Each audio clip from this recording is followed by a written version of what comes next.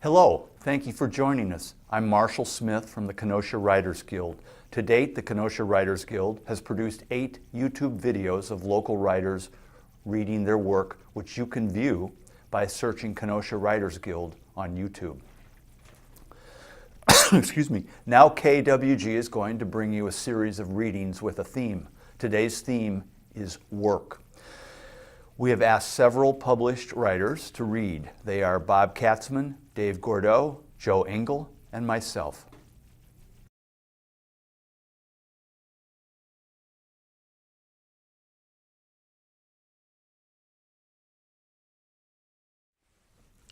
Hey you, listen.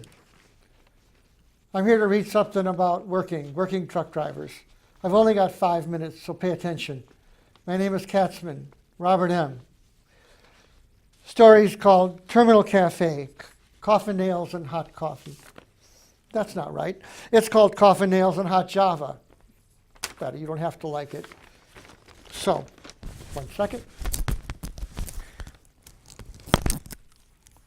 I forgot. Cheaters. Terminal Cafe, Coffin Nails and Hot Java.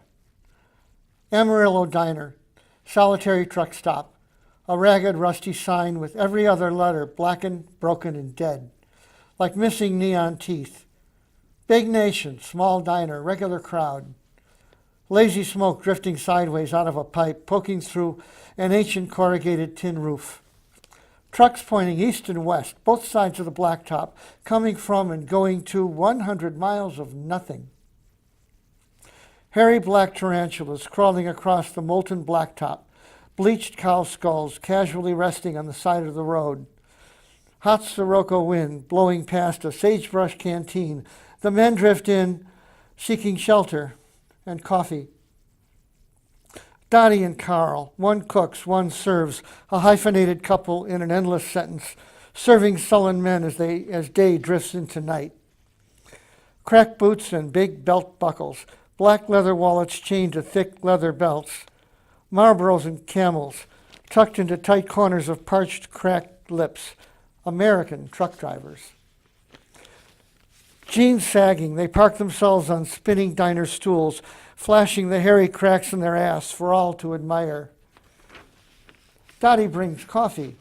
Dottie brings eggs. Carl burns the toast, heaps on the hash browns. Not much conversation in the Terminal Cafe. Men, fleshy men, slap their logbooks on the counter, stare soullessly at the greasy griddle, sip their coffee, greedily inhale burning tobacco, gray ash falling on their bulging bellies, and so what? When there's half a dozen grizzled guys gathered, old Dottie unbuttons a few buttons to thrill the guys, her sagging valley of death. Tits for tips. She smiles, flashing. The truckers cry in unison, "Oh, Dottie, no, button up. Damn road's scary enough." Everyone laughs, even Carl. Not much else to break the silence or entertain the center of nothing, smoky Texas playhouse. Empty plates, good tips, no one screws Dottie, or not like they used to, when once a look from her sly lizard eyes raced their dieseling hearts. Time to shut off. They hit the can, one more steaming piss, and out the door. Dottie and Carl wave goodbye. The diner's rusty spring slams the door shut, making the damn horseflies fight their way in. Bellies full, motors rumble, gears grind. Black exhaust belching, tired eyes peering into oblivion, red tail lights shrinking smaller in the night. Yeah, big nation. Small diner, regular crowd. Someone's waiting. Time is ticking, forever behind schedule. 18-wheeled ships passing in the desert. Yeah, brother, hell has messengers breathing and blowing smoke. Never enough time, never enough money. American truckers, too much freight on their shoulders, missing families on their minds. They hit their laughing devil's immortal road one more time. And don't you forget it.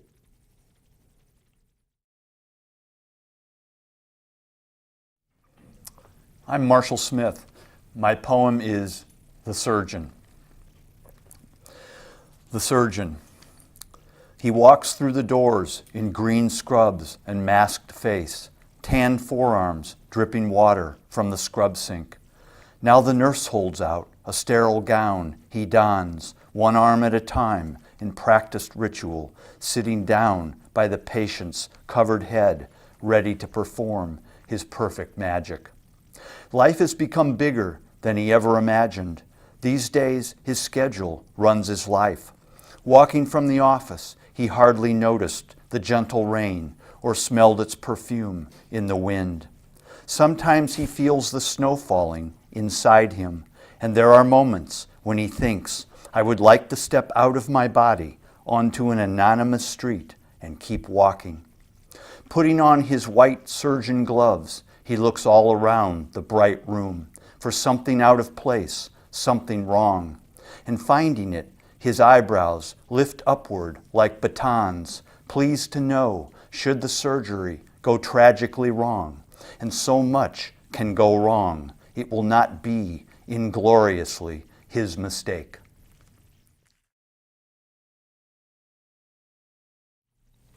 Hi, I'm Dave Gourdoux. I'm going to read a brief segment of a memoir called An Ending. After weeks of speculation, the announcement finally came on a Thursday afternoon. The names were typed in a list on a sheet of paper hung on a bulletin board in the hallway that led into the offices. I don't remember who told us about it, that the news was out. I just remember standing there, looking for my name. There were 41 names on the list. I was number 37. My start date of August 5th, 1977, was a week after number 41's, July 29th, 77. If I'd started work a week earlier, I'd still have a job. It was 2:15 in the afternoon. After I found my name, I read the paragraph above the list. It was written in workforce legalese and included an effective date of 10/31/79, the current date, 4 days before my 21st birthday. I felt a hand on my shoulder and turned around to see my foreman, Mike. Sorry, Dave. I was really hoping you wouldn't get cut. You got any questions? Today's my last day? I asked. Yeah, so I got about an hour left. Yeah, he said. They say it works better that way. No confusion about when the layoff starts.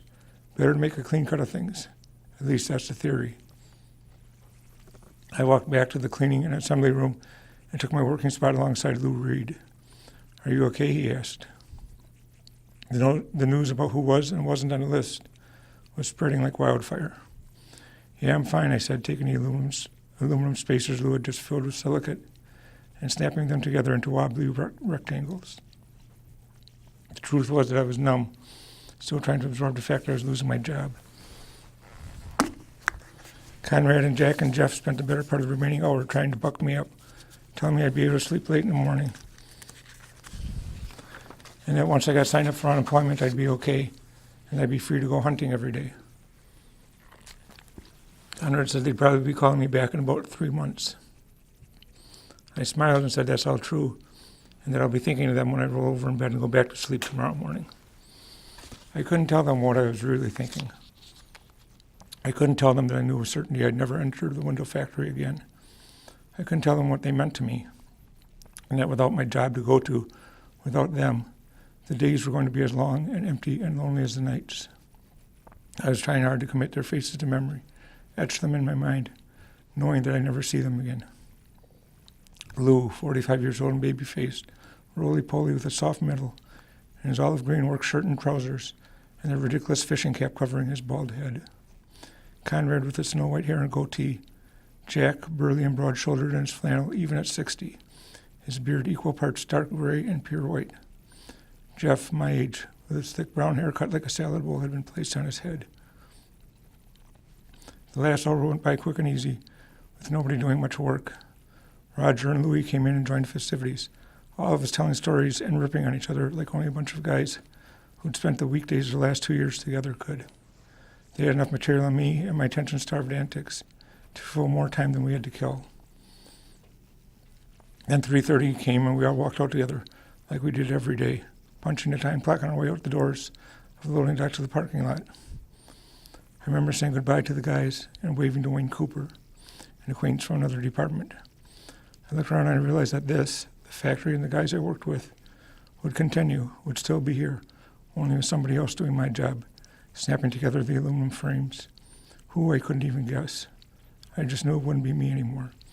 Whoever it was going to be, I hoped he'd appreciate it as much as, until that moment, I'd taken it for granted, and that he'd listen and maybe even smile when guys told stories about the goofy 20-year-old kid who used to work there and the stupid things he'd do to pass the time, to ease the monotony. 40 years later, since I last saw them, they still live, Conrad, Lou, Jack, and the rest, unchanged by time and by even death. They still live, if only my memory. Bugs trapped in amber, Neanderthals preserved in glacial ice, ghosts locked in time and place. Once they were important to me, and now, all these years later, when the winter sun is just a faint pink line on the eastern horizon, we go to work in a cleaning and assembly room in the old Norco Windows factory in the tiny town of Hawkins, Wisconsin.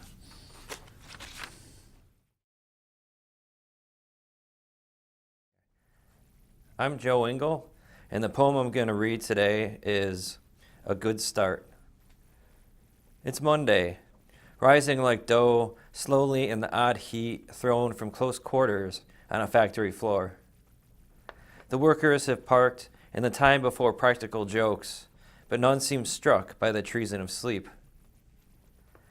The morning's so calm one could holler up and be surprised there is no echo.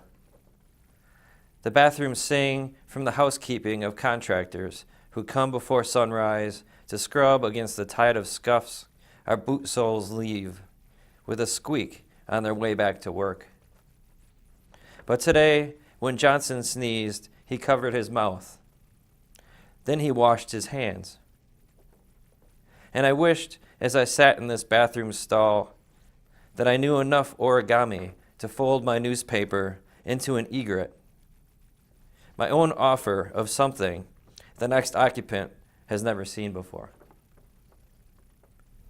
Thank you, audience, for listening. Please like our Facebook page and visit our website, KenoshaWritersGuild.com, to see what all we do and how you can participate. Until next time, this is the Kenosha Writers Guild.